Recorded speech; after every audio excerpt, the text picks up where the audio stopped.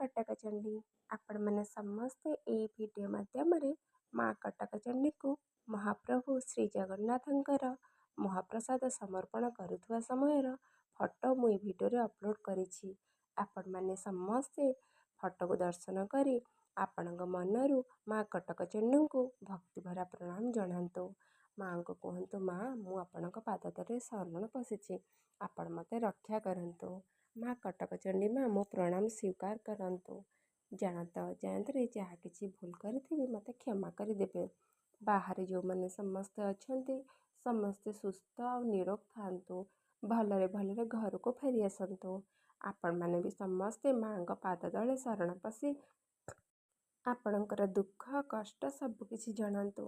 ଦେଖିବେ ମା ସବୁ ଠିକ୍ କରିଦେବେ। ଭକ୍ତିରେ ପରା ଭଗବାନ। ଆମେ ଯଦି ଭକ୍ତିରେ ଡାକିବା ମା ଆମ ଡାକ ନିଶ୍ଚିନ୍ତ ଶୁଣିବେ। ଜୟ ମା କଟକଚଣ୍ଡୀ।